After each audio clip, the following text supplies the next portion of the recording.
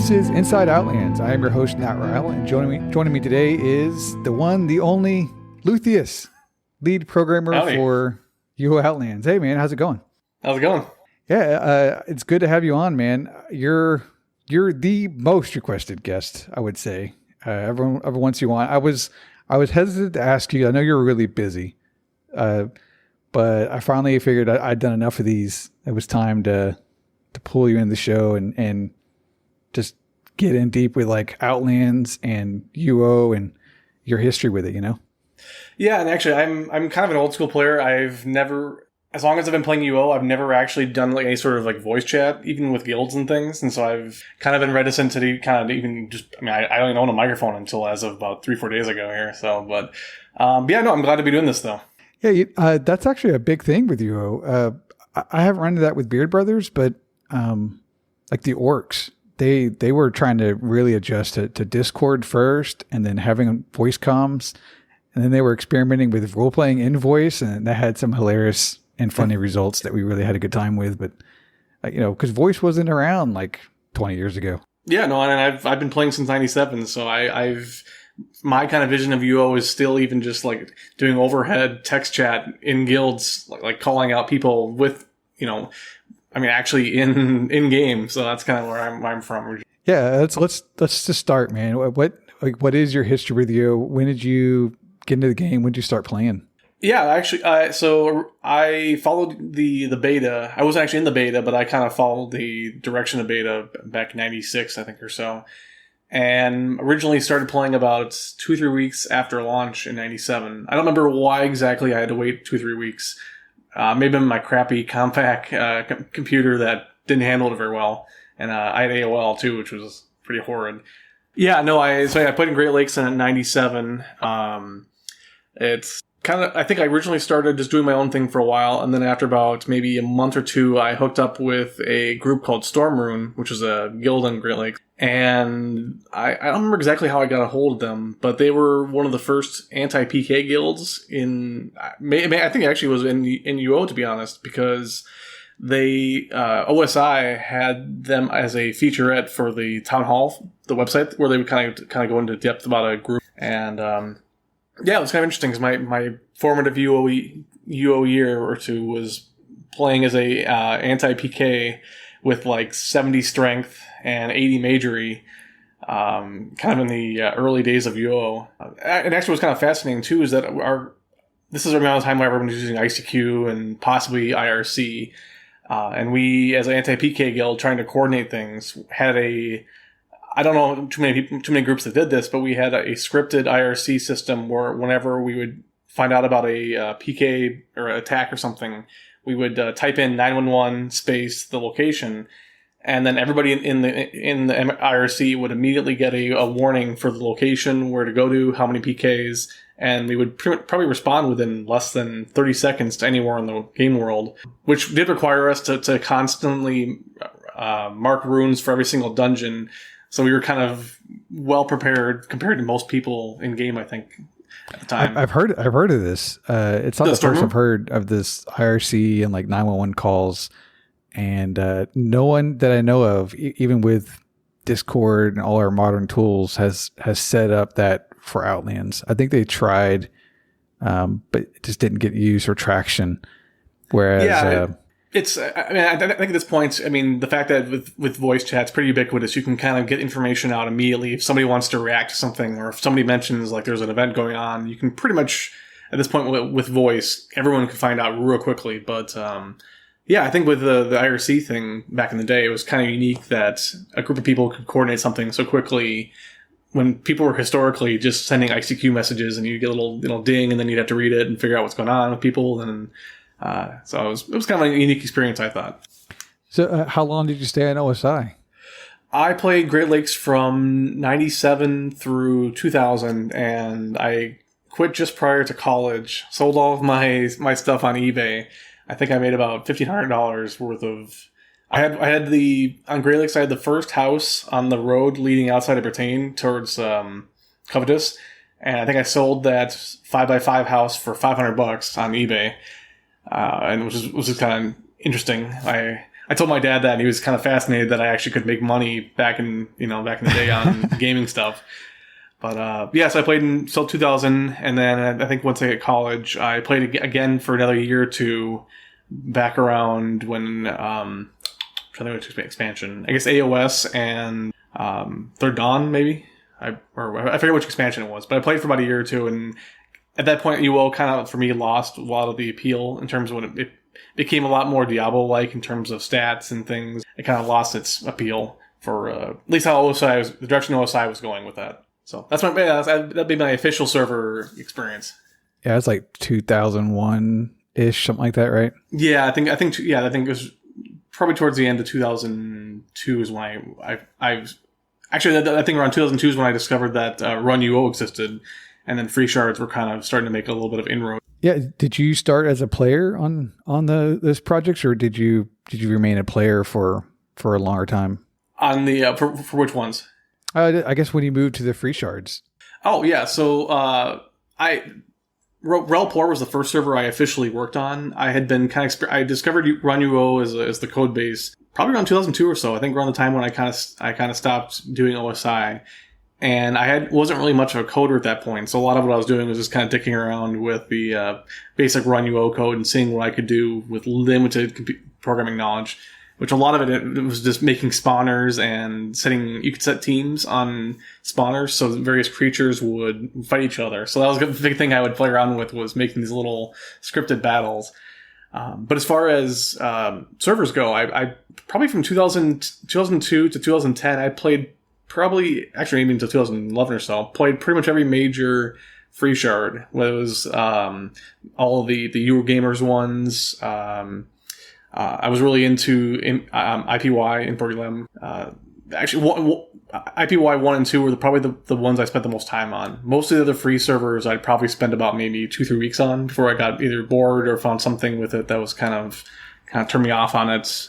But yeah, so as a background-wise, I've given pretty much every major free shard at least a couple weeks of gameplay just to get... Yeah, and if your favorites are IPY 1 and 2, those are like the heavy custom shards, right? Yeah. And I wouldn't say heavy custom, because I think they had some differences, but there was, I think, with IPY 2 had a little bit more development, I think, than most other free servers in terms of they had, at least from my experience, one of the first major town systems. They had a town militia system that was pretty well designed, and it was a little, I wouldn't say it was modeled after the OSI factions, but it had some kind of similar feels to it.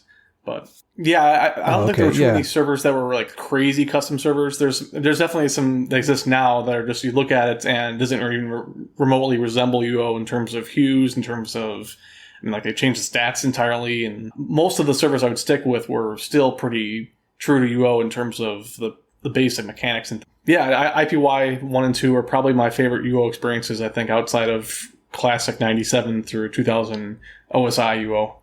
Yeah, and interesting enough, if you're first a developer on Relpor, that's probably where I first checked out UO. I did that for a month or two, and then I did OSI for a month or two. So that has to be like, I don't know, 2012? Yeah, I think it was. I want to say 2012. I mostly know about it just from if you look in GitHub, I could look at the commits and things I had, and so I looked at all the points where I'd committed code to a project, and that's kind of where I think it was around 2002 or so. Yeah, although Relpor was pretty customized, that's kind of getting to the point where it's a little bit. I mean, a lot of that's actually my fault, but it deviated a bit from standard UO, which for some people really enjoyed it. It was kind of a nice departure from what they're used to.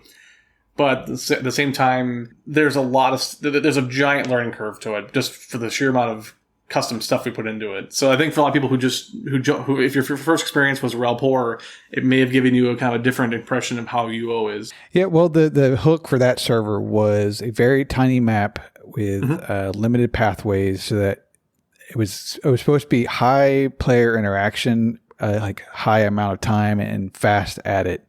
Yeah, that was a unique experience. I didn't really stay long. I don't think that was Relpor's fault. That was really the client's fault, and me just having no nostalgia to like push through and learn that client, which is with some of these old games, that's what it is. You got to have the mind frame to like pick up an old game from the 90s and early 2000s and actually like get past the interface. And I did it with Outlands, but Outlands launched with the beta Orion, which helped onboard me a whole bunch. So, and then I switched to classic UO as soon as that was ready. So yeah, I mean, that's one of I think kind of both the bottlenecks, and I think one of the benefits for UO is that it has a very, robust, complicated UI system, which for a brand new player, it becomes extremely intimidating. But at the same time, you can really customize your experience, and it gives you a level of ability to, even just like in a backpack, organizing where you want things to sit. And so, yeah, it's one of those things where I think now, I want to say that now that there's a lot of indie games on Steam, people have a lot more willingness to try to delve into something that's really complex, because they've seen a lot of indie games. I think for sure. Yeah, a lot of indie games where there's a learning curve just even to figure out what the heck is going on with something. And I think UO kind of benefits from that now. Whereas if, maybe 5-10 years ago, somebody jumping into UO would be like, this is just too much stuff. I don't really know what or where I'm going to go with this, and I'll just give up on it. Your admin experience. So you started fresh as like a brand new developer? Was your real life job like a direct tie into it, or you're like a self-taught hobbyist? Well, yeah. So my original background school wise is finance, supply chain management, and information systems, which the latter being kind of the closest one related, because I did have some programming background with that. Very very limited, because it's mostly stuff related to kind of business practices for internet stuff. But a lot of my background actually, honestly, was I was learning how to program in college while I was messing around with Run UO. So a lot of what I did is took Java classes, and actually there was a class in Visual Basic, and kind of used that stuff that I was learning and trying it out at home with Run UO and seeing, what things I could do. So it's actually, a lot of, I think, my development background came from just playing around with UO, to be honest. I've had a lot of people on Discord asking me, what's the best way to learn how to program something, I just want to learn how to do some basic stuff. What can I do to learn how to, make my own UO server? And I usually tell people that they can probably go online, and there's a large number of websites that, like W3 schools, where you can learn basic programming. And then you can, on your own, hop back into Run UO and just kind of play around with the environments and kind of trial and error things. So yeah, my background experience in terms of getting into programming and kind of my job now is purely programming. I work in aviation simulation software, but prior to that, a lot of it was just kind of basic college programming, and then UO filling the gaps. Which is kind of odd, I think, actually. Yeah, I guess you would maybe expect someone with I guess your gaming design and coding prowess to come from like a computer science background, maybe. But so much of this can be learned on the job too. Oh yeah, no, definitely, yeah. But I like to think of it too as like you've brought all of your past shard experience and player experience, and like this is your kind of culmination of your butterfly moment. I don't know. Yeah. Right. And because it's that I've actively tried to build upon the failures, and there's been successes too, but there's definitely been failures from things with Relpor and Ancorp that I've tried to keep in mind. I still occasionally kind of delve. The biggest criticism people have for me is over engineering stuff, and part of that comes from trying to be super analytical and trying to think of every possible solution for something that could happen. And oftentimes you get very, very over complex systems that are not really approachable. But I've tried to kind of curb that down a little bit with Outlands, and I think I've had some success with that. But I think a lot of your systems are unapproachable, but they're really not. It's almost like you have to dive in and just start chipping away at it, and then it all makes sense and it works. A good example being the aspect system. I was just saying the aspect one seems to be the one I get the most kind of trepidation about people jumping into it. And I think once you get a feel for it, and you take that initial leap, I think it makes sense. Yeah, but it's just really daunting as a new player. Everything that goes into making the suit, and then how it works, and what's it there for, and do I lose it? How do I upgrade it? What's all the tiers? It almost feels like it's more complicated than it should be. But then, really, as a vet player, it's incredible. It's a really a nice system, and that's kind of how like a lot of your stuff seems daunting at first, but it's very what do you call it?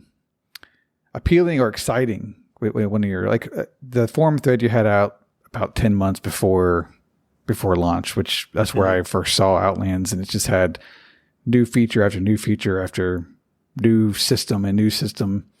And I read through that whole thing, and I'm not a UO player, but I'm just reading this thing. Like, this sounds like a sandbox world that I want to hang out in and like check all this stuff out, do the team maps and do the aspect and do the boating and pirating and all this cool stuff.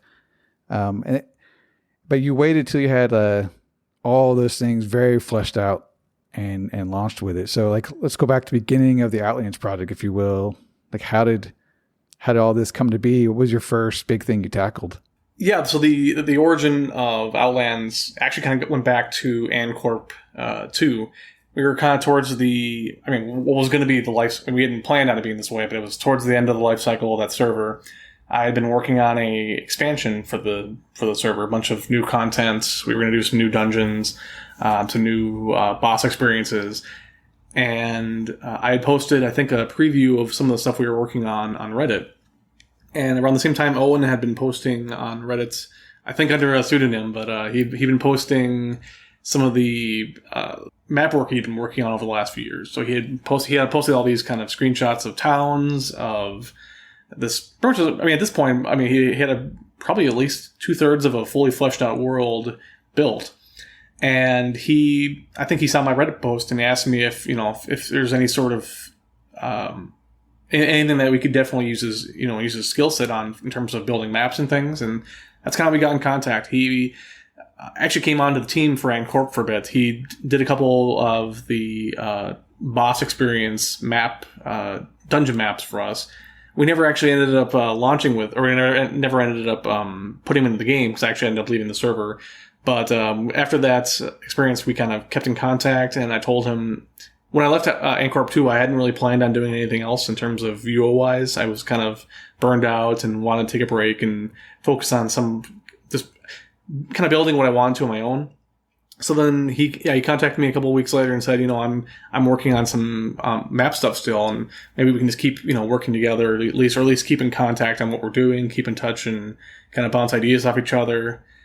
And for about at least about a year or so, we kind of just kept in contact daily about what we're each working on. I was making just kind of my own UO stuff, building things that I thought were kind of interesting.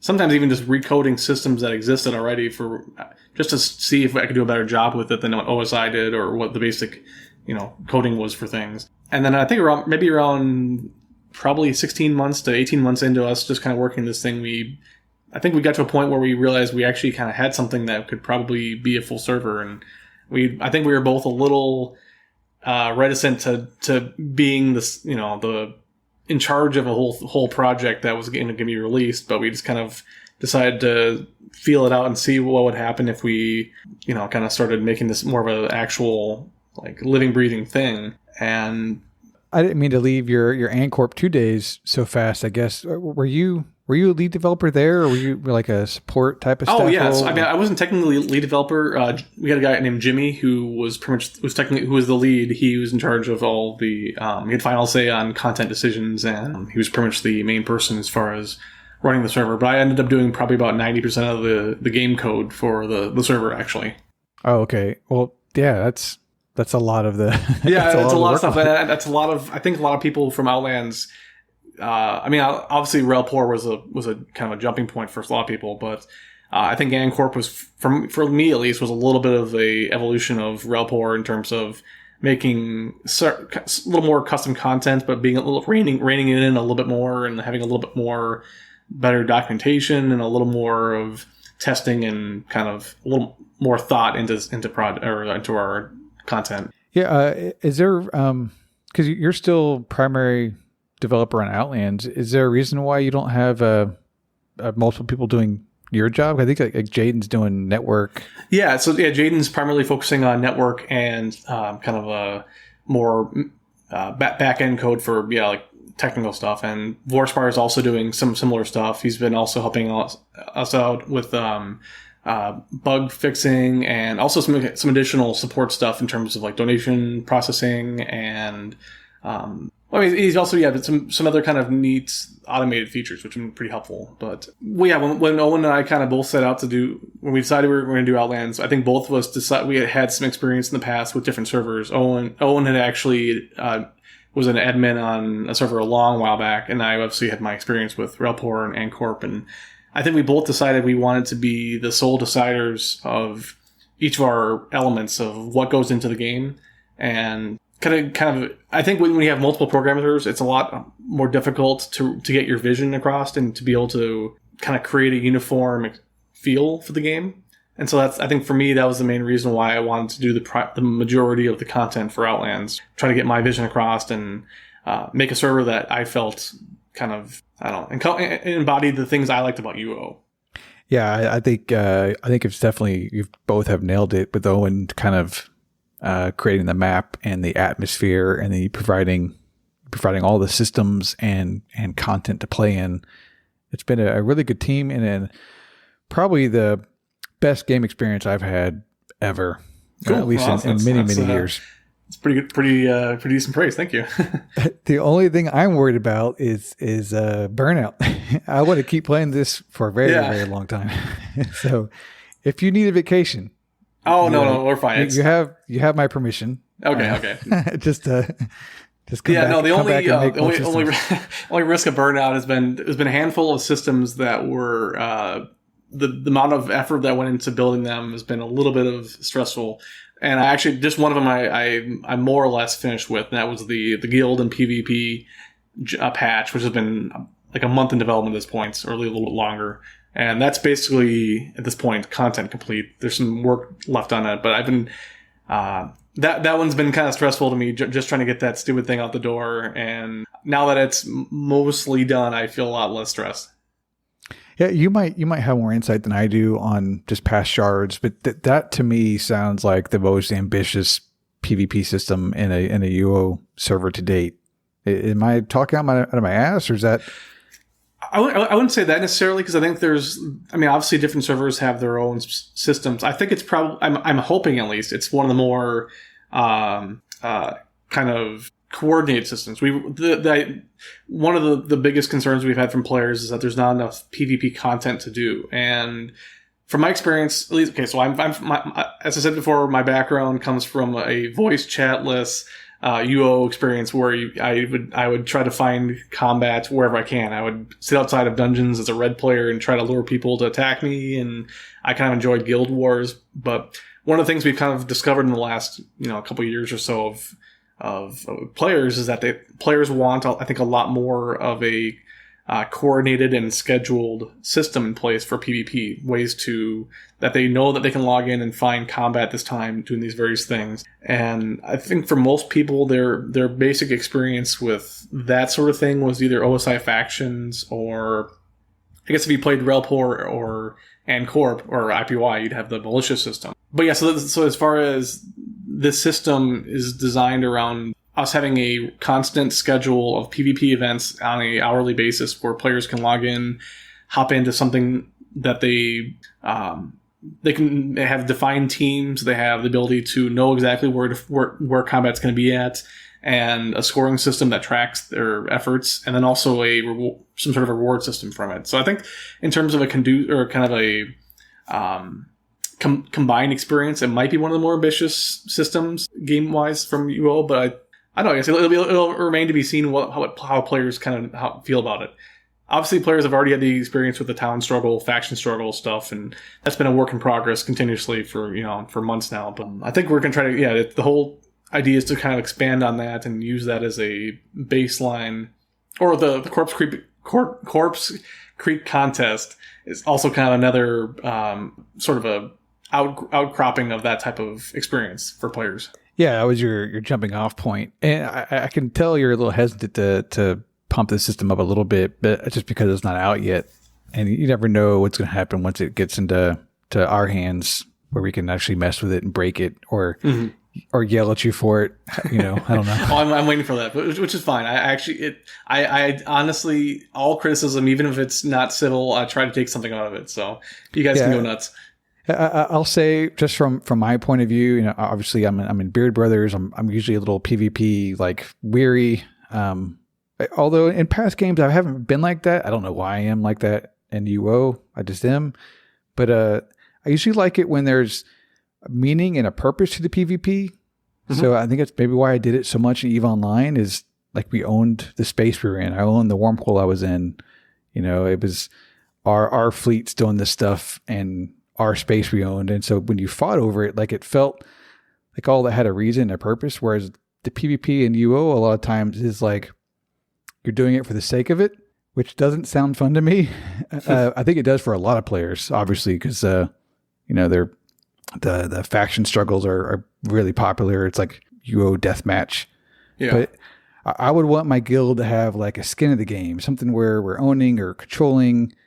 And that's why the sieges sound kind of cool. It's a little bit of the other games like Conquest territory brought into UO. Yeah, and with the siege aspect, I kind of dialed it back a bit from my original vision was for it. The original vision was that you're going to have kind of 3 castles that were available to be sieged at various times. And as much as I wanted it to be kind of more of an OSI style faction, factions where kind of at any given time you could technically hop into them, I think a lot of the problem with a system where people can take over things and control them is that it's, 2 problems. One, it's hard to defend stuff like that. So if your guild was to take over a castle, that means that you guys have to basically be online however long as long as you guys can defending the castle, which I think for a lot of people might become tedious. Like if you're just constantly sitting around waiting in a castle, waiting for somebody to attack you, or you're not out doing PvP, or you're not looking for fights. You're just sitting in a castle, kind of waiting around for. So I think that's that was one of the reasons I changed that a little bit. And the other one being that it's kind of hard to balance things when you have a system where somebody can constantly just hold something. But if one guild holds something for too long of a time, they're the only one getting the benefit of it forever. Yeah. And so the shift on with the last revision of the Guild PvP patch with the Castle Siege stuff is I tried to make it into a bit more of a I wouldn't say completely start from scratch events. Each time you have a new Castle Siege, it starts a little bit from scratch. The kind of the rub with that is I had the last guild who took over the castle has the option to start inside the castle when the event starts, so that they can become the person who or the guild that uses the mortars, trying to keep people out. But the system is set up so that it doesn't require that there has to be a guild defending it in order for the system to work, which I think is probably for the best, because you really can't count on there always being players to oppose something. And so I guess the other way to do that would be attackers can attack nobody, but then there's a second opportunity to defend it on the defender's time zone. That's how a lot of games do it. And it's the time zone thing is also kind of the problem too. So it's really hard to coordinate and find times where everybody can coordinate at the same time, and especially when it's just kind of like if things aren't around a randomized schedule, it becomes really difficult to organize sort of a concerted effort between two groups fighting over something. Yeah, I don't envy your job as a game designer. I don't have that talent. I've played a whole bunch of sandbox games. So I can talk about a lot of the various game design like systems that people have done in the past, but actually being responsible like you are for a running game world, that sounds terrifying. So you've done good so far with Outlands, but where did you pick that skill up? Well, I think a lot of it too is being willing to admit that you're either wrong or that your vision for things may not have worked at what you expected to be. Like a lot of there's a handful of systems that we have in Outlands that right now the manifestation of them is totally different than what I originally planned on. It's either in terms of we launched with it and we realized this wasn't really accomplishing what we were hoping for. And some cases, even just the factions or the Well, actually, the faction system alone is something that we're shifting radically on how we're handling that. But yeah, things like the aspect system. The system was functional, but I don't think it was accomplishing what we were really hoping that players would get out of it. And I think admitting that we could probably do a better job and putting the effort into that it's required to completely rebuild a system that you spend a bunch of time on. I think that's something that not a lot of people are willing to do, and I think I'm willing to do that. So I think being able to admit that something probably could be done better, and then actually going about and doing it is something that sets us apart, I hope. Yeah, you're taking the lessons you've learned in the game, and you're willing to maybe not 180, but just build on it and make it stronger and work in the game world you've created better. It's definitely what you did with the PVM and aspect patch, and it's kind of what you're hoping to accomplish with this guild patch. Yeah, it's really exciting, and I think you're right. You've done that with guild. You've done it with you're going to do the factions. You did it with the aspect. The boss scene got reworked too. Which again is another one another system that's right now is I think in that sort of nebulous state of it probably needs rework. And I mean we've had a lot of feedback on it. Was the omnibus system, and a lot of players have very different visions of what it should accomplish, the difficulty level of the experience itself. And I already have some current plans for where we're going to change things. The Storm Demon being the one recently that has gotten a lot of feedback on, which I admit that I overtuned it. I did the Omni last night, so okay. I can talk to you about it.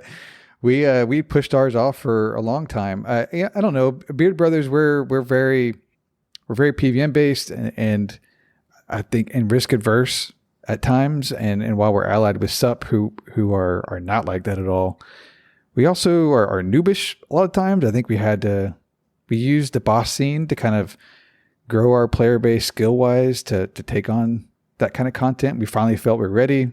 Did it last night, and I think it took us 50 minutes to down the boss.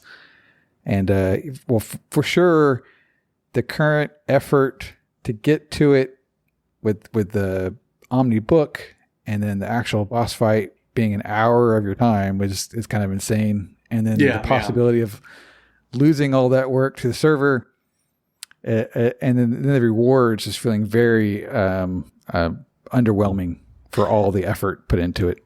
Yeah, and that's a criticism we've had, and I think two aspects of it. One was that the omnibus system is Owen's kind of baby, other than mountain breeding, which I've put off forever, and I feel really terrible about that. But the omnibus is another system that he's really been kind of hoping that would serve two purposes. The one being the primary source for the mastery chain links, which right now I think that from what we've heard, the lore books with the research notes is kind of right now people are getting a lot more mastery chains from that, which wasn't really the intention, but we'll probably look at adjusting that.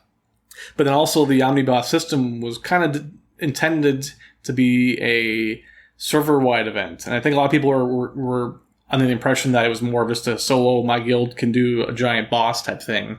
And the actual hope was that it would probably take 3 to 4 hours for the whole boss to die. And then you'd, as a guild, probably within an hour's worth of gameplay would earn maybe, 3 or 4 or 5 links. And then you could bank those.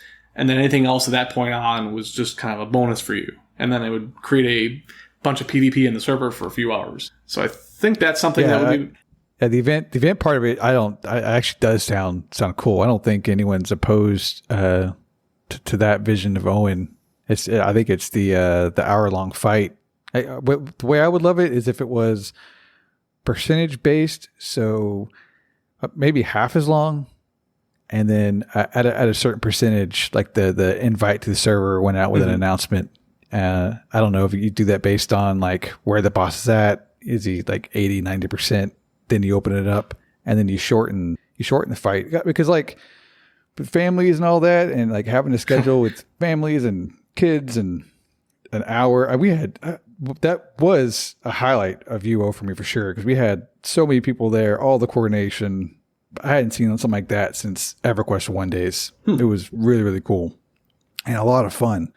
And it's amazing that Outlands and UO itself can even like support that number of players content wise. That part is really, really cool. And it was a lot of fun. So I think you have something there. It's just, people want tweaks.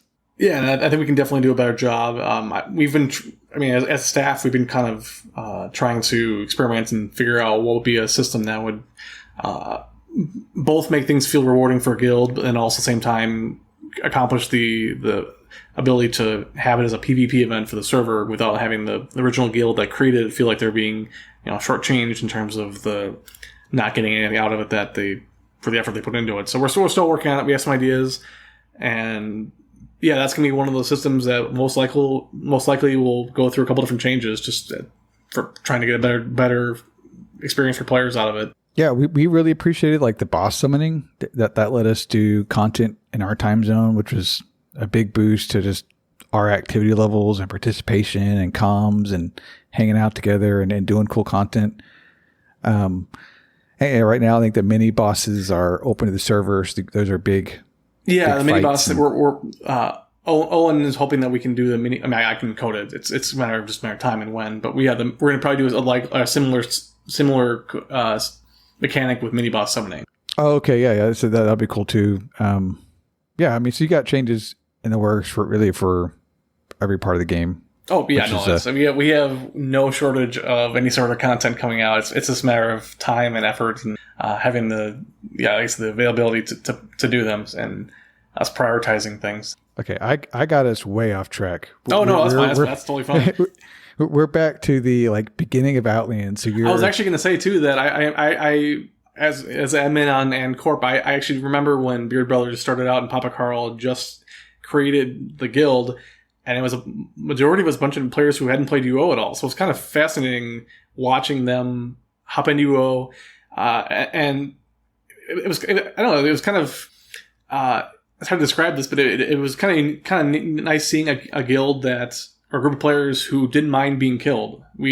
They would get PK'd or they'd start a fight and then they get stomped, and afterwards they're all laughing about it and enjoying it. And I think as an admin, it was just wonderful seeing people play UO and just not really bitching about I'm not saying all players bitch, but it's fun seeing players who realize it's a game, enjoy whatever happens, and yeah, I think Beard Brothers ever since then has been kind of one of my favorite guilds to watch, just for your mentality with playing UO.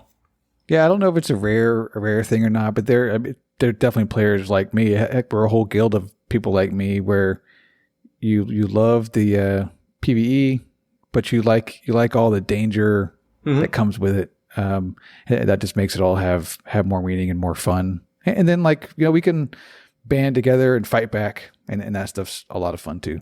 Yeah, I think you guys, from what I've heard, you guys have been doing a little, dipping more into the PvP in the past. So that's, I hope you guys are enjoying that.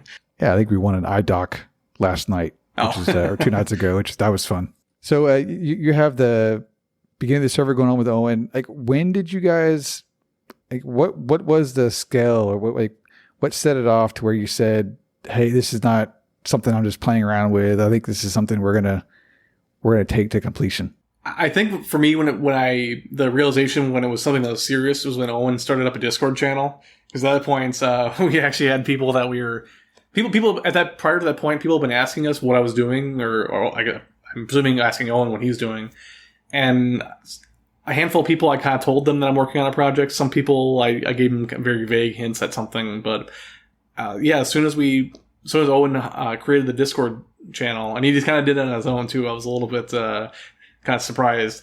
But it was fine. For me, it was a bit of a push towards this becoming a little more serious. But at that point, once we had players in a Discord channel asking stuff and wanting to see things, that's, for me, is when it became this is something that I think we're actually going to do. There's going to be something that's going to launch with. Yeah, once you had a community, you kind of felt. I would say owed it to them, but I feel like I would like. You want to deliver for them. Yeah, and there's always a little bit of an ego with anybody who's will put this much effort into something, and I think for me, there's a little bit of an ego trying to show off some things that might make people excited about UO again, and things that maybe haven't been done in UO before. So there's always that sort of impetus for me to try to, try something that hasn't been done before and see if players, how they react to it. And sometimes it fails, and sometimes it takes off. You never know. So at that point, like, what were your initial goals? And I'm curious if there are any big differences that came just from beta to launch to where we're at now, like from those very early goals. As far as goals, I think not so much as goals as kind of philosophy. I think one of the biggest philosophy changes that we had, and this actually came from my experience with AnCorp, where I was doing majority of the majority of the content, but Jimmy was in charge of the server, and one of the kind of the major sticking points he had was that we try to keep the PvP in Outland or in AnCorp as true to kind of the IPY T2A style as possible without it bleeding over into PVM. And actually, overall, I think that was actually probably the best decision to make. I think there's very different people who enjoy PvP and very different people who enjoy PVM. But so initially with our Outlands project, we kind of tried to keep the PvP stuff as grounded as possible and then do some kind of wild stuff with the PVM. One of the biggest changes I think that happened from probably around beta time to launch, maybe, I'm not sure what point it was. Our beta was about 18 months, to be honest. So a beta is kind of a big, giant, nebulous zone of development. And so I think it's kind of hard to define the beta versus basic development. But I think we realized that... Yeah, they're kind of one and the same for Outlands, I guess. Yeah, the beta was basically just kind of I wouldn't say it was a soft launch, but we pretty much had more testing going on and people playing the game on an almost essentially a developed state in beta, but it's extremely helpful to us. Yeah, I think we kind of came to the conclusion that we at some point we're going to have to try to incorporate some of the PvP stuff into the PVM, because a lot of players will make PVM characters that are glass cannons, or they want to try to incorporate as much of the unique PVM content as possible. But when it comes to PvP, their characters feel extremely kind of gimped and helpless. So we tried to find a way to compromise and make the some of the skills have some of the PVM stuff have a little bit of impact in PvP. Not enough to the point where it imbalances things, but enough where somebody who's ruling a PvP or PVM character may try to do some PvP at some points, or at least fight back. And I think philosophy-wise... Yeah, I don't know how successful you were there. I think it's still for sure a thing where your PVM template just can't... Yeah, can't and part of that too is people... Everyone has the option with a PVM template to take up wrestling or take up resist or take up some sort of skill that makes them a little more viable for PvP. But the majority of people will try to max them. I think the maximizing the DPS is something that is it's a hard kind of goal to steer away from. I think a lot of people will just try to go, glass cannon or get as much DPS as possible. And if they die, I guess they die. They'll still complain about it, but you technically do have the option to make a character who's a little more well-rounded for PvM and that can survive in PvP, but that's up to players. Yeah, you actually, and once you get higher aspect too, you could dial back that glass cannon a whole lot. True. And kind of go back to your PvP template because you're farming so much better at that point. I can't tell you this from experience because I am tier 6. I'm a slow ass player, but from what I've heard, once you kind of get above 10, you can really like add back in the resist and MR and stuff like that, and kind of do both sides of the content.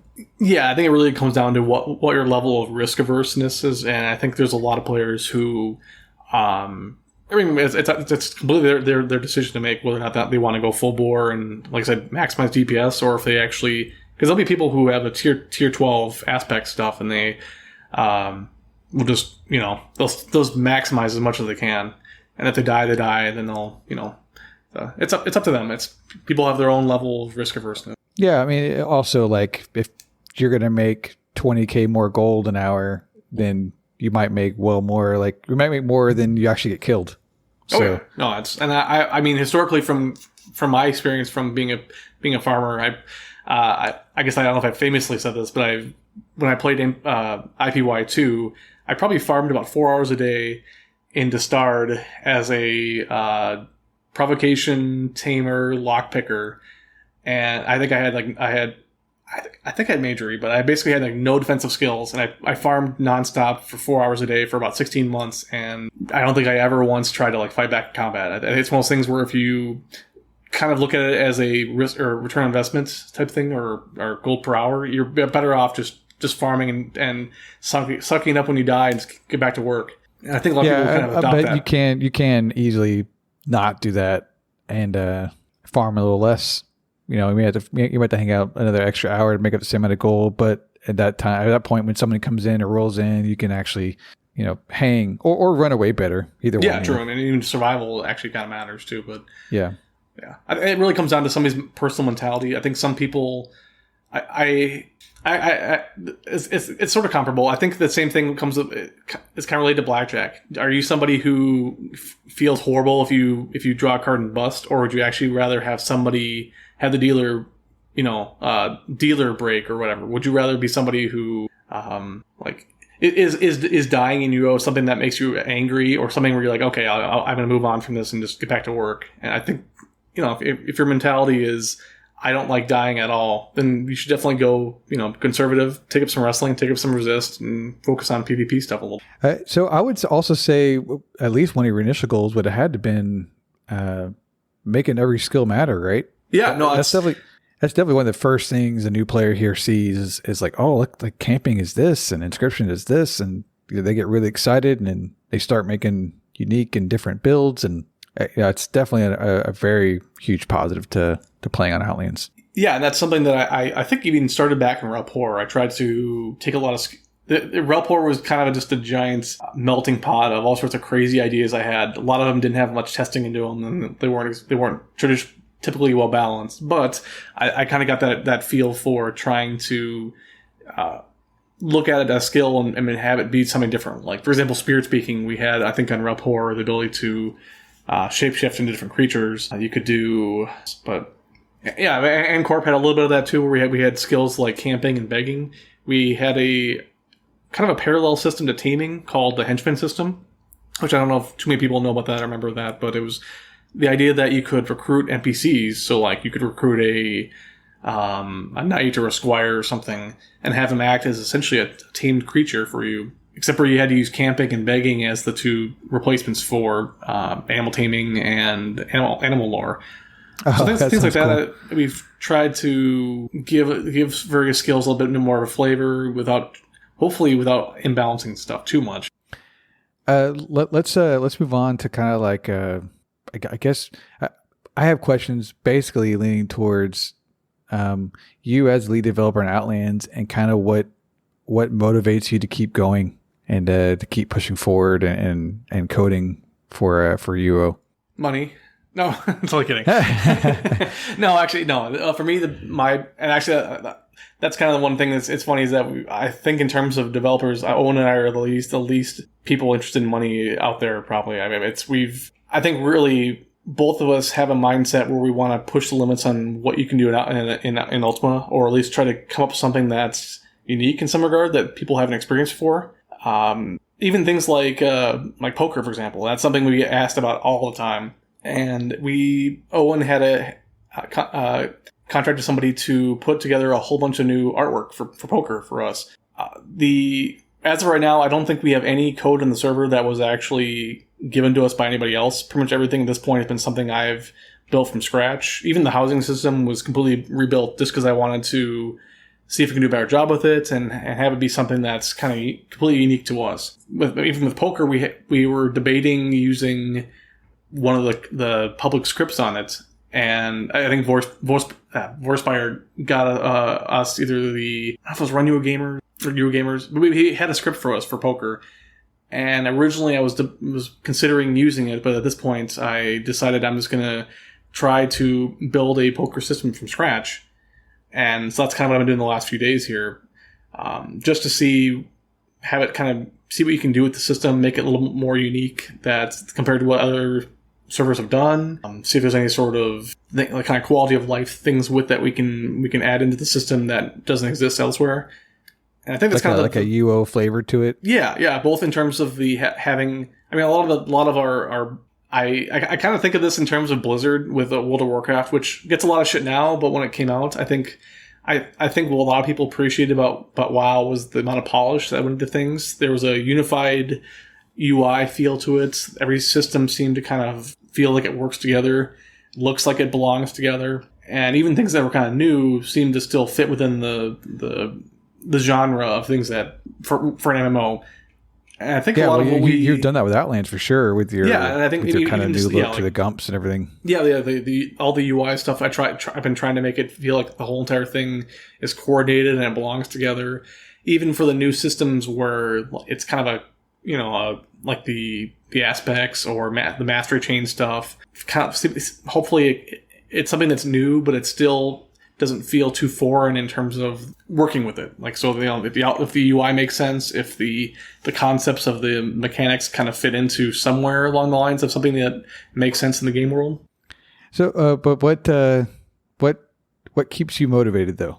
Why do you come home and code at night, and why is Outland still your like baby love project, or I guess? I think there's so much stuff that you can do with UO, and there's so many. Just the sheer amount of suggestions and content requests we have from people. We have no shortage of anything we can do or put out in the game, and it's kind of nice to have. Like, I think that a lot of times you can get to a point with a project where it's like, at this point we're just. I'm not saying for us, but I'm saying with other projects, you can get to a point where anything you feel being added on is now just being tacked on for the sake of extending the life of something that's dying. Whereas with us, there's so much stuff that we can do now that I honestly, I have a Trello. Are you familiar with Trello at all? No. Is that a? It's basically a shared workspace, kind of a. I guess you could think of it as a giant poster board for ideas that you put little Post-it notes onto. Oh, okay. And so it's a tool that usually is used in groups where people will assign different tasks to things.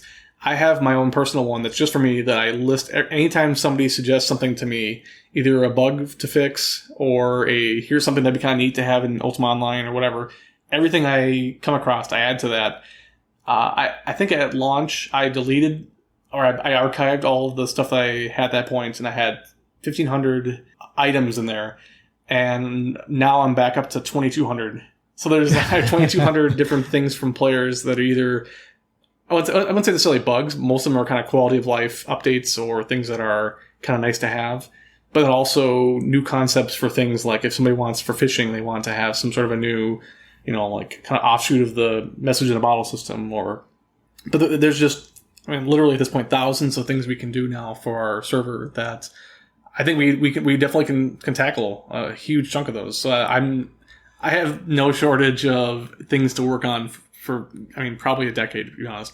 I don't know if I'll be doing this in a decade, but I have enough stuff to do for a decade. Yeah, there is a lot you can do. One of my big passions is classic UO and the new client, and someday I'd love to see that be the only place you play on. But one of the downsides is obviously that it can't have Steam.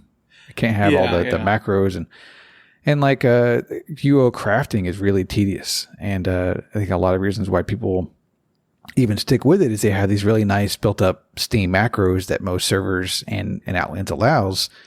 So if you'd have forced the whole player base onto Razor, then all those like crafting macros just don't work. And I was like, well, that's a big problem. We have to fix Razor, right? Razor's got to do those macros. And then I was thinking, well, no, it doesn't. And I was talking to one of my buddies, Beeroism, who's a crafter at times, and he said, well, shit, Luthius could like put all that quality of life Steam stuff just into the server. There's a lot of stuff that we can definitely integrate.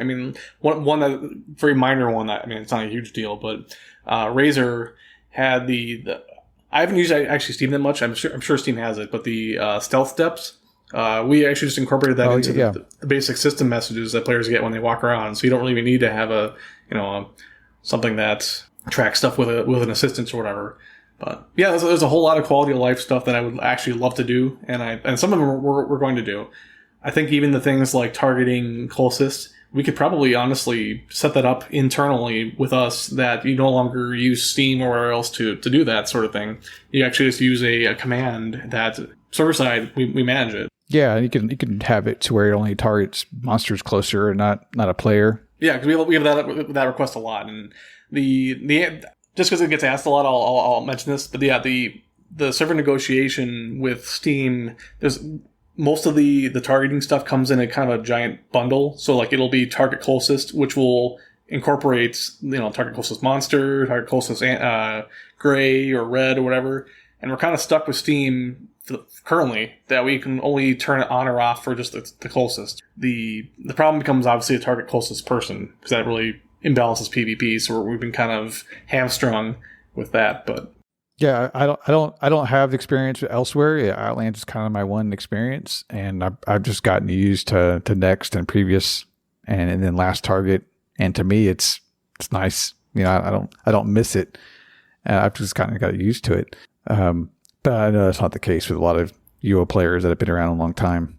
Yeah, and some people are just from a background of they're used to having everybody, like combat being completely scripted. Everything is you just do group combat where everybody's doing target closest on a macro. Everybody has homing potions on a macro, and that's just how things are. Which is people are entitled to their own opinions, but I personally feel that's not a great way to do combat. To me, group combat anyway. Yeah, I just think the sky is the limit, really, especially once you have a client that you control, and then your server that you can tackle just all sorts of issues with.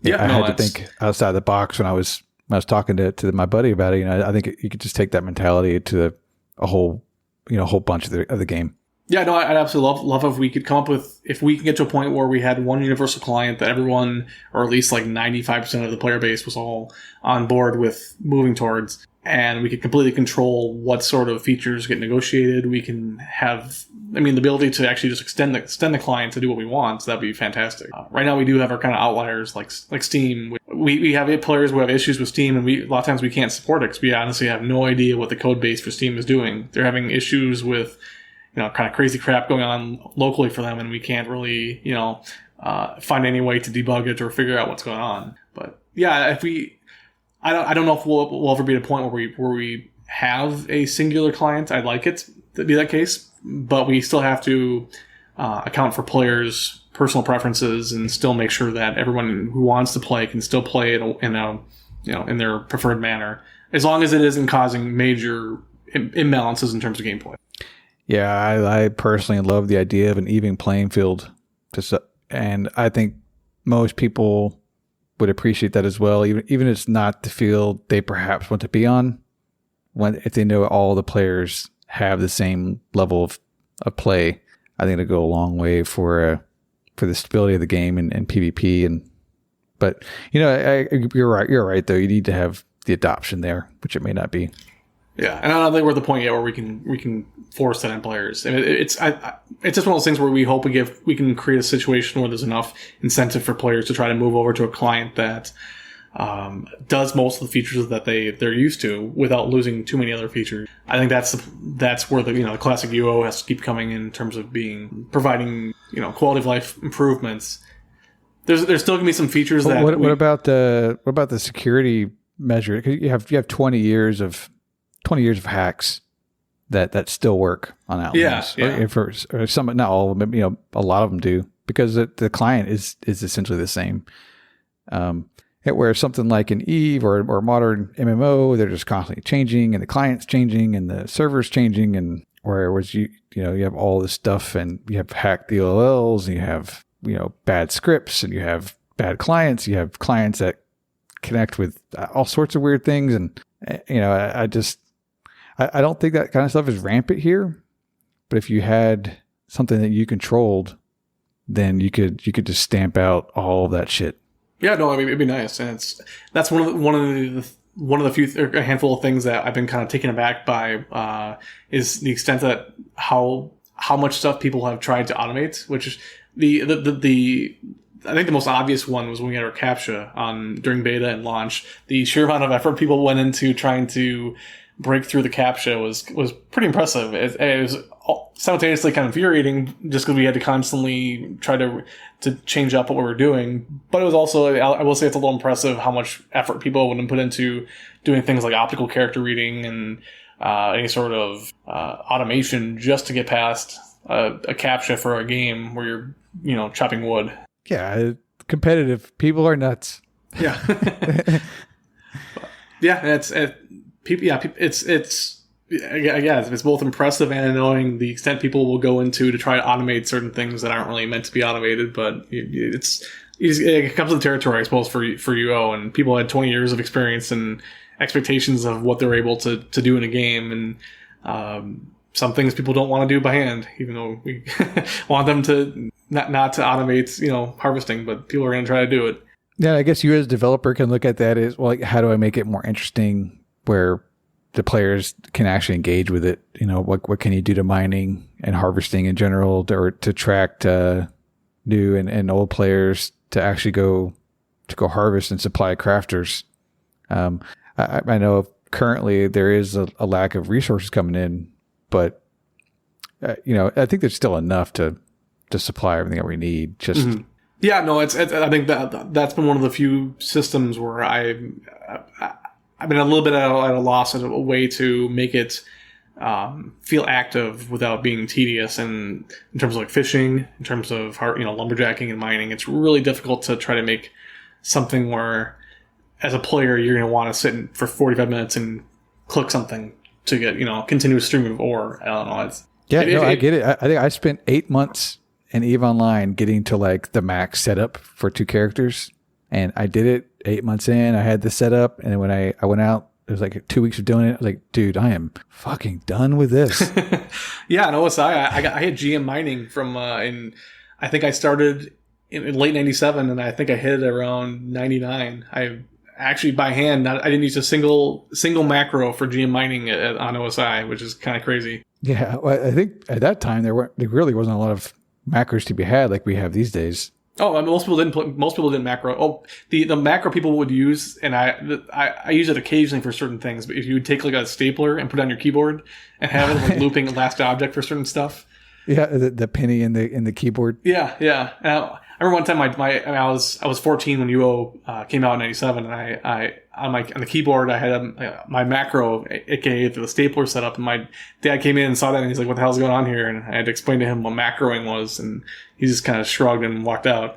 But yeah, it's a very different, and just I'm very nostalgic for that sort of level of, I would say, naivety, but the sort of that discovery of things. Like, I remember playing, 97, 98, we PvP'd with characters less than 100 strength. I mean, I had my PvP character in 97 was 65 strength. It's kind of baffling to think about that, but it's kind of, I don't know. I think one of the biggest compliments we've gotten in Outlands is a lot of people have said that this feels a lot to us like playing UO from the start again. Obviously, everyone knows how to macro, everyone knows how to maximize and power game stuff, but there's a lot of the discovery feel that when people jumped into UO the first time, people have found it here, which I think for me that's one of the biggest motivators, is finding stuff to build that where somebody who comes across it saying, I just discovered the ship system, this thing's crazy, or I just discovered this system and I'm obsessed with it. And for me, that's the biggest motivators, being able to try to come up with stuff where somebody may find it something that they become obsessed with or something. Yeah, you've succeeded there greatly, I think. Goal accomplished there. Which I did have a question for that. What's your favorite part of the game to work on? I think honestly, probably related to monsters and boss experience. I hit a bit of a point where I think around the 4th or 5th dungeon, Owen has given me a kind of a second life when it comes to creating monster abilities and things by finding all sorts of new artwork and animations and incorporating into the game, which it really extended the amount of creativity I could use in terms of making abilities for monsters and trying to create PvP or PvM experiences that are unique for players. And I think trying to find a kind of a weird mechanic that's I've had mixed success with this, whether making mechanics that are both interesting but also infuriating. Obviously, the Omniboss Storm Demon stun lock thing has been on the far end of the spectrum in terms of being aggravating to players. But I think there's been a lot of I think we've come up with a lot of PvM monster abilities and tame creature abilities that players are I don't know, I think find fascinating. I believe, at least. Yeah, no, for sure. There's some bosses that just have some really, really cool mechanics. And from what I've heard, it's just stuff you would never expect to have to deal with in the UO experience. But in Outlands, we get it. I've got a couple like big highlights. Like I love the cavern boss, even though it freezes and locks you down, you can't be hurt when that's happening. It just kind of takes you out of the fight, which is kind of cool because it makes it challenging for your group, but you don't feel like you're screwed, I guess. And then the ossuary boss does the same thing with mummification, where he kind of I think there's a little bit of damage to that. I think there's a little bit of disease damage, if I remember correctly. But it was one of those things where I kind of wanted to make. I didn't want to make it dickish to people, but they had to kind of. I mean, if you're a healer or somebody else who was doing support suddenly got mummified, you have to change up your tactics. Or if your tank got mummified, you would kind of have to redirect things. And that was kind of the goal with that. But yeah, I think trying to create experiences for players. Like the Petron boss has the different AoEs and like just all these different mechanics you're doing, and on the opposite end of the spectrum, like I think you couldn't hardly pay me to go do Darkmire Mini. You don't like poison? No. I can deal with the poison. I've yet to figure. I think people have figured it out. They go in with Taste ID, and they go in with Taste ID, and it's easy to deal with. And without that, it's just really hard. And you've built in to where shit ramps up real big time with more players. So in a mini fight where the whole server's in on it, that stuff can get real crazy. Where like the whole room is a field. Yeah. And definitely, I mean, we have a handful of bosses where they have kind of cumulative effects, like the Infernus has the volcanoes where it lasts for about 5 minutes, or I think 5 or 10 minutes. And it just kind of just keeps on steam, or it keeps on exponentially going up and shit going on the screen at once. Yeah. No, that stuff's cool though. It's definitely, I think it's really neat. No, I love building that kind of stuff. I love trying to find a balance between being creative and interesting without hopefully being tedious. But there's definitely some more. I mean, we have obviously some monsters right now that, or even just like tame creatures for PvP and stuff that are just infuriating for players. I mean, we're going to be working on dialing that back and getting a better balance. Let's do some of our community questions because we've been at this about an hour. So let's no, that's good. I'm totally good with it. Let's see here. Light. He says, what changes, if any, might be coming to Aspects? Yeah, I think the most straightforward answer to that is we have a kind of a planned schedule coming out for adding new aspects. I have 5 different aspects prototyped right now. And then also I think we're going to try to bump up the tier level to either, the eventual goal will be to 15 probably. So we'll probably toss on a 13. In terms of mechanics on the aspects, I think a lot of people have been still, even though we've had the system out for a while, people still occasionally kind of lose their aspects unintentionally. And I think maybe finding a better solution for players having multiple aspects if they want to. I mean, I occasionally get players asking, saying, I want to have 2 different weapons in my backpack, and I want not to be losing aspects accidentally from that sort of thing. So I think we can probably do a better job on the management angle of aspects. But yeah, as far as I think we have a bunch of, I think, pretty creative aspects coming out that I think players will be excited to have, which hopefully change up a little bit of people's gameplay enough to where you can make a new character type just based on the aspect alone, which I think is kind of a cool concept. If I was to have your ear, I would say give us like a pure healer aspect for someone to play a healer role. Yeah, right now I think the water still kind of revolves around that role because we did revise the water to have it where you actually the player wearing it can get boosted healing to other targets. But yeah, if it was more of a general support aspect, I think we could probably do a lot better. You can make it definitely a better healer type of aspect. Yeah, you always have to be careful too that you're not like breaking or making an aspect useless, which can be probably frustrating for you. Yeah, there's a handful of aspects right now that we get a lot of feedback on. People wanting to. I mean, poison in general, actually, for a PVM concept is really difficult to manage, just because it's kind of a multiplicative mechanic. I mean, the more poison you have out there, the more damage you do. But you don't want to make it so that the basic damage of poison is too much. Otherwise, you can get really out of control quickly. And so I think the aspect poison changes we need to do a little bit more fine tuning with to make it more kind of rewarding for players, which goes also along for actually playing as a Dex or PVM poisoner too, which feels a lot. We've gotten feedback saying players feel a little underwhelming playing a fencer poisoner for PVM. Yeah, so everyone hold on to your poison aspect. Luthius is going to fix it. And in general, I wouldn't say ever to, unless you have, unless you're completely locked in with characters, I would never give up on any character because we can change stuff pretty quickly. If I'm not saying we're going to 180 all of a sudden and just make one character, overpowered, but we have the ability to change stuff. So I would never just give up on one character. I know when we had the whole changes with Spirit Speaking, we had a bunch of players saying, I'll never play a summoner again, or I'll never do this again. And, we revised things and all of a sudden people were like, oh, okay, actually it's fine. Yeah. I think the consensus was, it was fine. But the boss scene, they're not really a big deal there. They ended up playing the role of healer and ad control, which is definitely a useful role. But, I think it's one players aren't finding to be the most fun to play, maybe. Yeah, it's really hard because it's one of the templates that can really easily become a AFK automated character, where if you are able to, on a loop, create summons and throw them at a boss and never have, the boss able to break through them, you can basically make an AFK boss fighting character. So it may not be at the point where players are satisfied with it. We can definitely, I think, make some changes to it. But it's one of the, and the same thing with taming. Taming is a system where you can very easily, from a developer standpoint, put it to a point where players can essentially just hit a macro and let the thing run, and not actually have to think about even doing anything actively. So yeah. So the next question I've got is, there's a couple of them that are like this. They're basically, Light is asking, is there a location we can gain info on how damage is calculated?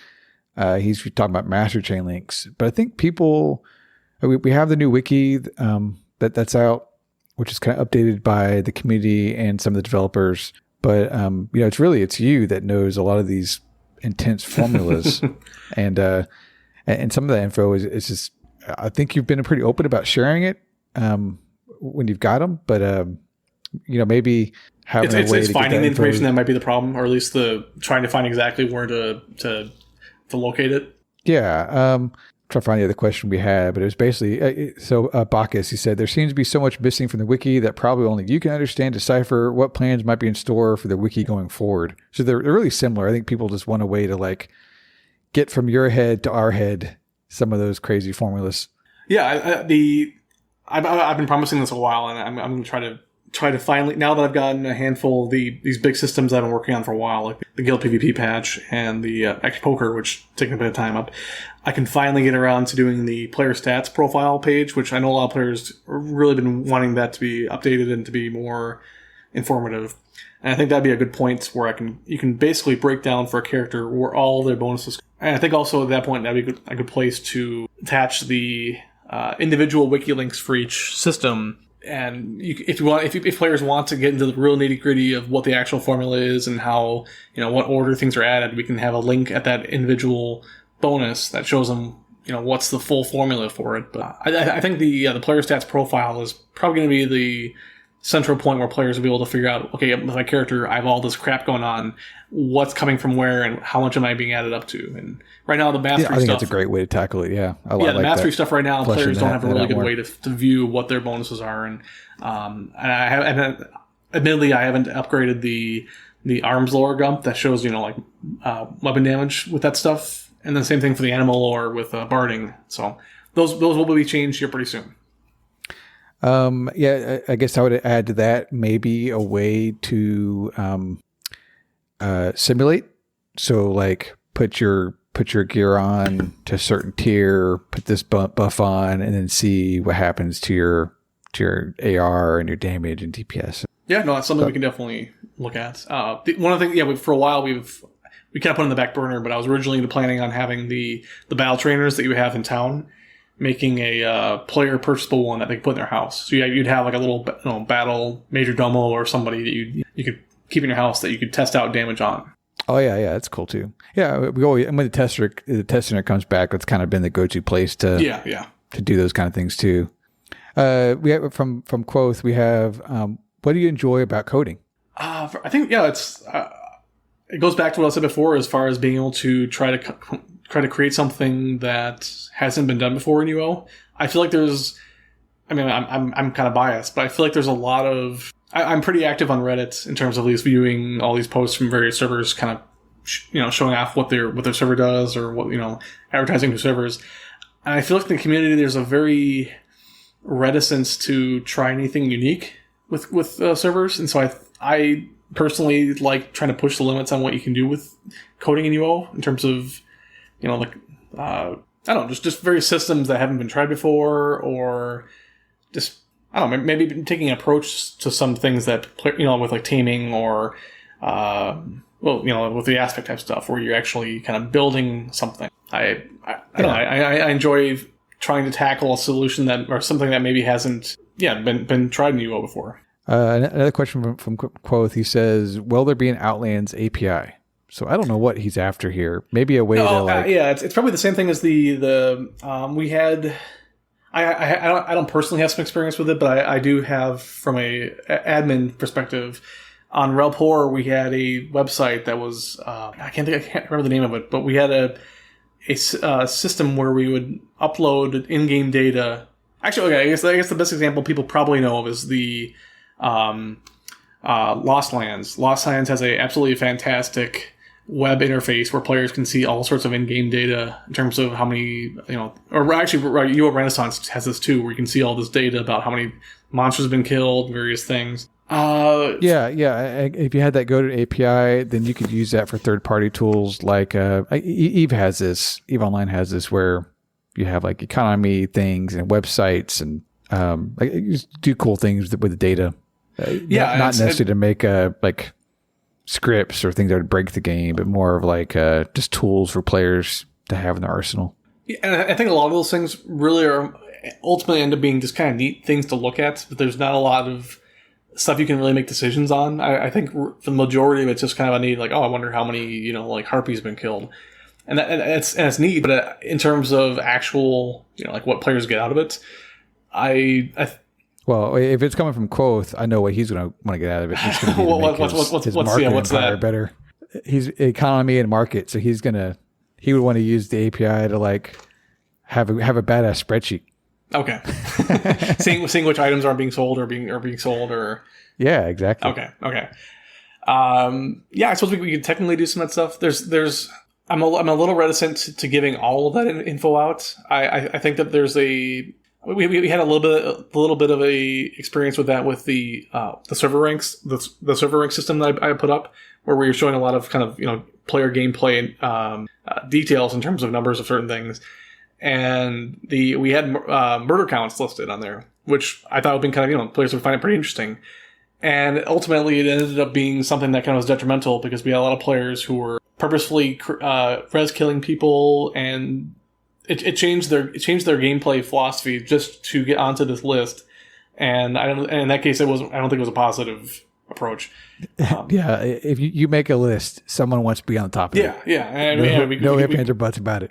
Yeah, and I think we've also revised for the guild patch. We've kind of revised a bit of the server rank stuff to add some more things that were, I think, a little more useful and taking some things out. But I think I'm kind of on the fence about making all the information available in terms of like economy stuff, because I think there is something to be said for players figuring out on their own what sort of things items are selling and what sort of things are not being, or players figuring out their own information about what markets are untapped. It kind of goes back to the same thing people keep asking about having an auction house, which it sounds kind of cool, but I feel like that's all, having an auction house where players can see all the items in game currently for all vendors might limit the draw for having like vendor houses with very kind of nice locations. So there's it's changing the UO formula too much, really. Yeah, the data analyst in me likes having all this information available, but at the same time, I feel like it might accidentally or unintentionally kind of curb some ability, some of the player, ability to take advantage of those things, which I think generally is, if you're playing a character who's a crafter or if you're a vendor character, I think your ability to figure out what's going on in the game world is a skill, and I think it's something that I kind of like the idea that players have the ability to on their own figure out what sort of things to build and sell and do. So his next question is a pretty good one. And we hit on this just a little bit earlier, but how do you balance gameplay? Like, how do you tackle balance? Oh God. It's one of those things I mentioned earlier. I have a vision for stuff, and I usually find out that my initial idea for things, I don't know what my actual full track record is, if it's 50-50 or whether or not actually I have to, I have an idea for something and whether or not it turns out right or not. A lot of what we rely on is players we've known for a while, or at least players who've either through beta or through a long period of communication with us kind of giving us feedback on how they feel about certain changes that have been going on, or just the kind of general state of things. And we still take opinions from anybody who will mention them, but I think we definitely will give a little bit more weight to somebody who we've known has a good track record of being on top of what's happening in the server, and them being able to demonstrate that they understand the gameplay mechanics that are underlying gameplay mechanics. So I think now it's probably 50-50 whether or not it's trusting my guts versus us going with player feedback on certain things. And it's definitely shifted a lot more. It was probably 75-25 starting out. I kind of relying on my own experiences from Relpor and N-Corp, seeing what happened when we implemented certain gameplay things, kind of adjusting from that. But I think I rely a lot more now on players' experiences, trying to take their knowledge and make it something that... well, you have the live data, you have your focus groups, you have suggestions, you have Discord, you have forums, you have like all these various places to get feedback on your features. You just have to take all that in and tweak, if you will. Yeah, and sometimes there's a handful. Most of the time we make a decision, we know that's going to be something that the majority of players will probably appreciate, and occasionally we have to do something where we know that it's probably not going to be popular, but I think for the best of the server overall health, it's something that's going to change. Like something, if we change loot stuff, the bulk, anytime we lower loot, if that happens, the majority of people are going to be like, no, I don't want less loot. But it's one of those things where we, have to kind of look at the server health more than anything. Yeah, I'm a player. I always want you to buff. Yeah, nobody wants their template nerf. And occasionally, if we've actually had players, I think the biggest ones, historical, or one of the, I think historically is when the server launched, we had the server rankings, and Stormy had the, he was like far, in terms of gold earned, he was, I think, ahead of everybody by several million, and he primarily played a tamer, and he was saying we needed to nerf tamers for various reasons and things. But yeah, it's in terms of, I think people would be surprised at the range of feedback we've taken players, and even the players who are kind of all caps yelling stuff. We do generally try to find something in their feedback that we can use. So it'll get to Bacchus's question. He's got another good question here. Name one positive experience someone had on Outlands. Too easy. Name 3. Is that someone other than me, or what's the? I think he's talking about like. He says someone, so it's got to be like someone you've. I don't think anybody's ever had a positive experience on Outlands. It's all negative. Yeah, we have a ton of players who are all just angrily playing their game right now. I don't know. I think this one's kind of just from my own. The ship system for me is kind of my own personal baby. I feel bad because I haven't made as many updates to it recently as I've hoped. But I feel like a lot of players have jumped into the ship system and said this is something that they'd never really experienced in almost any game, to be honest. I mean, there's obviously been some games like, what's the ship MMO one right now? I'm trying to blank out right now. Sea of Thieves? Yeah, Sea of Thieves. Like, and there's even been things like, like Pirates of the Burning Sea, but I think in terms of, for at least when the UO experience when it comes to managing stuff is very different than any other game, and I think a lot of people have jumped into the ship system and said this is something that I really haven't ever seen before in a game, and I really enjoy it. And we have a lot of players who that's a Luthius ass game system if there ever was. Yeah, and there's so much going on there. Among anything is the most unapproachable system because there's so much goddamn shit that goes into that system, even just to get a ship in the first place. And this amount of stats, the amount of commands, even the amount of hot bars and gumps involved with it. It's just, it's completely overwhelming. But the same token, it's also very rewarding once you master it. Yeah, and it's I feel like we got to the point now where the actual management of of a ship in this game is extremely fun. I think, at least. But yeah, I have a lot of players who say they only do ship stuff on our game, which is I kind of want them to branch out a little bit, but at the same time, I'm thrilled that they enjoyed it so much that they'll spend all their time doing ship stuff. That's not to say there isn't any improvements. We have a lot of. I'm already currently working on a bunch of ship upgrades and quality of life stuff, fixing some bugs, and I have a whole bunch of stuff planned. But I think a lot of people really enjoy that.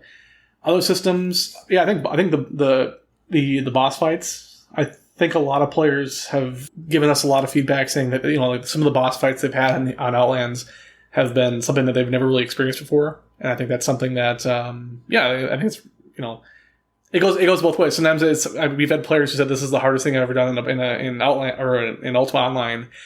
Also, it's been the most rewarding when we actually beat one, which I think is pretty good praise. Yeah, it's good praise, and it's a good system too. Yeah, there's still room for improvement, but I think I think it captures a lot of it combines a lot of different gameplay elements in UO that I find fun. Like I'm somebody who likes min-maxing stuff and managing stuff, and I think with bosses being able to manage ads, being able to even using like timing on dodging attacks and things and knowing what certain things do, I think there's a lot of different kind of skills that go into managing a boss fight, and I think a lot of players have been really, really receptive to trying out something like that. Yes. Speaking of ads, you should get ads on the boss tracker. Not necessarily on the tracker, but like the damage we do to them. Have it. Oh yeah, okay, that's a fair point. Yeah. Yeah, because like the Omni, there were some of us that was almost our sole job was ads. Yeah, that's a fair point. Yeah, so. I suppose in terms of actual total damage, there's probably the Omni's got 5 million hit points. There's probably at least 2 or 3 million hit points worth of boss or ad damage probably too. Yeah. So you hear that, Sicario? I'm actually closer to you in DPS than. Yeah, you're going to be rewarded at some point here. Let's see what else would be in there. We got a question from Owen. When is mount breeding coming? That's good.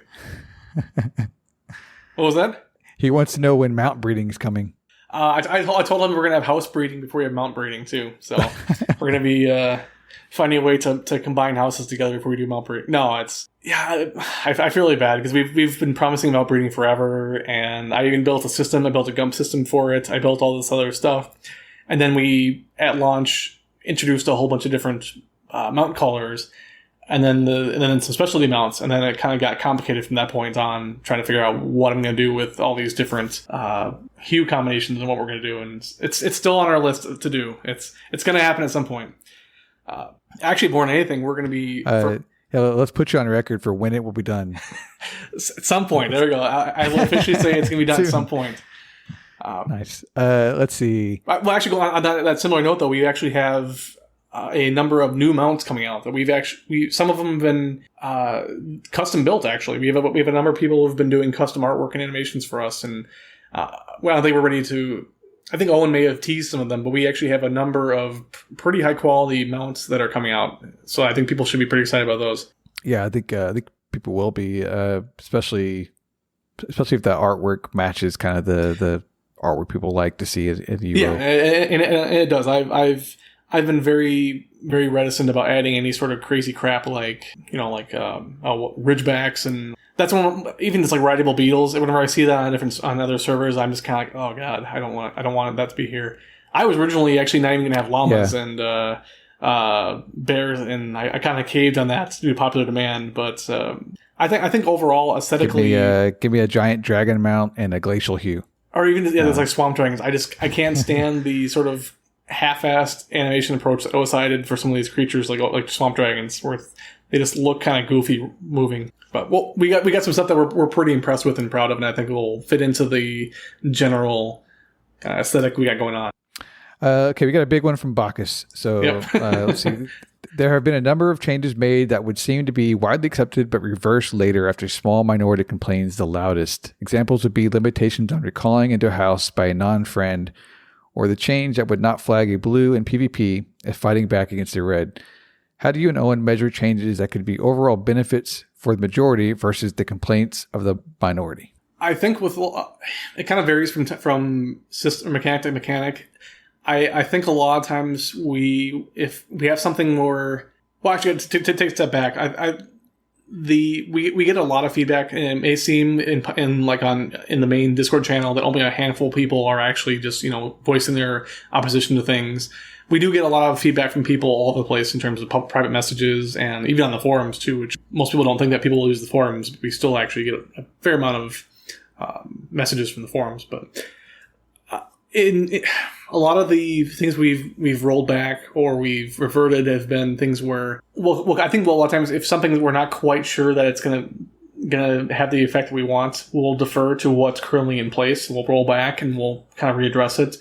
I don't know. It's some of those too, like as far as the change in the recalling the house, were things, or actually even one of the earlier ones was the having blessed house deeds, and that's one thing where we made the change, and I know a lot of people raged about it, but I think it overall probably was better for the server. And sometimes, even if there's a minority of people voicing their feedback on something, I feel like it may overall have a better long-term server health, even if I know there's going to be some people raging about it. Yeah, I guess sometimes keep your server first over the vocal.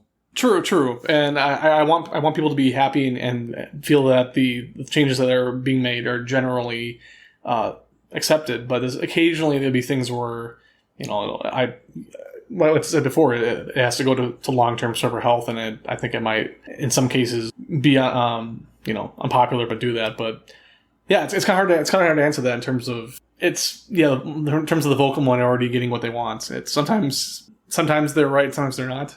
And sometimes if we're not, they're part of the equation that they get something to your radar, but that may not be why it wins out. Yeah. And it's one of those things, and sometimes if we make a decision and we didn't realize immediately what the response is going to be to that, we'll roll back and then kind of revisit it, and maybe we feel like maybe we like the hamstring change. Recently, you put a hamstring big change and then rolled it back. Yeah, 3 days later. It's one of those. Yeah, we didn't really. It's something that I think probably would be worth having more discussion on. It's not worth trying to have a giant fight over it at that time, I guess. It's probably not a very satisfying answer because again, a lot of this is really on a case by case basis. But yeah. It's one of the last questions for Bacchus. What might be in store to level the playing field for a PvM build against a red or group of red PvP builds? So kind of a way to balance. We discussed that a little bit about whether it's some of that does come down to the players, whether or not they're going to actually build a template that is a DPS glass cannon, or if they're going to build something that is going to be a little more well balanced. And part of the two is, there's some templates that generally function well in PvP no matter what you do. If you're playing a bard, you're not going to be that type of character. But if you're doing like a summoner or a mage, you probably can survive a little bit better than a glass cannon bard or whatever. As far as but bard is probably the biggest example because they have so many skills that just have no translation to PvP at all, other than like mob control during PvP. Yeah, and then those things where I don't feel comfortable trying to suddenly make a bunch of PvP applications to bard skills to accommodate a handful of players who are playing PvM bards to suddenly provoking other players in combat and whatever crazy crap you could probably come up with. Actually, at this point, I don't know. Some of the things have been kind of minor changes. I wouldn't say it's so much a level the playing field thing, but as far as with the guild patch, we actually turned off, or the heat of battle, we disabled it if you are a character attacking a red or gray character now. So I think one of the things we wanted to see a little bit more of is players who are farming actually standing up and defending themselves against PKs, which in some cases requires you to actually take the first step, and rather than just waiting for somebody to attack you first, actually, if you see a red coming at you, maybe you roll a magic arrow first. I wouldn't say that's probably it's not going to level the playing field, but I think in terms of the philosophy we have in terms of, causing combat, I think it kind of varies from PK to PK, but I think a lot of people have mentioned in Discord that if you are a PvM player, if you actually stand up to it's obviously numbers matters. If it's if you're outnumbered as a PvM character, you're not going to win regardless. But if it's solo PK, if you take the first initiative as a PVM character, you may actually, kind of startle a PK and may actually be able to, at that point survive or run away at that point too. So yeah, that's all true. And while we're on bards, do you have any plans for provoke to tweak it to be more useful here in Outlands? I don't know. I seem to be in the minority in terms of the benefit of provoking, because I still feel that provocation effectively is peacemaking on two characters at once. The only caveat is you have to have two characters on the screen at the same time, because both of them have roughly the same duration, and you're essentially taking both of them out of the equation because they're both essentially not fighting anybody else anymore. So, what would you say is kind of one of the lacking aspects of provocation? I'm just kind of curious. Oh, I am not a bard, okay. So I am only reporting to you what I've heard. that the consensus is that not worth on a build. It might be like the here I'm getting feedback live. Low duration and low damage to others. Okay, but same thing is that musicianship does not actually provide any damage either, though. So it seems always kind of odd to me that people are kind of dinging provocation for having these faults when at the same time peacemaking has the exact same issue. You're basically nullifying a creature with peacemaking, except for with provocation, those two creatures that you're nullifying are still doing damage to each other, which obviously you can feel that the damage is not enough that we want, but it's still damage, I think. I don't know. Yeah, it may be also just it's not that useful at bosses. That's actually a very valid point, and I think a lot of provocation for bosses really comes down to the ads. When you have all these ads on screen, that's when it kind of shines. But yeah, when you're at a stage where it's just the boss, provocation obviously wouldn't be particularly useful unless you're. I guess if you want to get really creative, you can technically use provocation on the boss onto other players. Like you can actually you can use the provoke. This requires an immense amount of coordination, but you can technically provoke, the boss onto a tank character or onto a tank pet or something else like that. But yeah, that's a little bit avant-garde in terms of usage. So yeah, but yeah, in terms I've got a heavy-hitting one from Jack Churchill. Okay, what's that? So I have heard that it's possible to force art files to return to standard on login. Will you ever require that to ensure a level playing field for all players? So I'm guessing this is the tree hack block the art changes. I think I cut you off there. Oh, I'll say I'm guessing this is related to. Oh, actually, there's two issues. One, we have seen some players using custom art files to take certain items for corpses, like master crafting diagrams or things that are kind of high value loot items, and making the icons gigantic so that in the backpack or in a corpse they can see them easily. Pink footsteps, larger aspect items, larger skill balls. They're just tweaking the art because that's you just modify it with a hex code and you're done. I don't know. That'd probably have to be a question for Jaden or Forspire. They have a lot more experience with the client code and managing the files. I don't know if. Because basically, in order for that to happen, I presume you basically have to do an audit every time you log in to assess that the checksum or whatever it is for art files and things exactly what we have on the current patch version. I don't know if that's a level, and that require us to have probably a bunch of other custom client changes too. I presume if we ever went to a unified client, I think that'd be more likely something that could happen. But at this point, before we actually have a unified client, I don't see that happening right now. In terms of us dealing with it, I didn't know there's something you could do with your current tech and current server, or if you needed the unified client to have that happen. Yeah, I think it'd be a kind of a long-term goal that would be ideal, but I don't think we have the capability at this point to enforce it or the willingness to put that amount of restrictions on players in order to make that happen yet. It sucks that players can do that, and if it makes looting kind of imbalanced, it's unfortunate. At this point, I don't know there's a whole lot we can do about it yet, but we'll see if there's anything we can do. Yeah. Well, with Loot Grid too, both Classic UO and Steam have Loot Grid. And that's been an issue for long. We've had that issue as far as going back to Ancorp.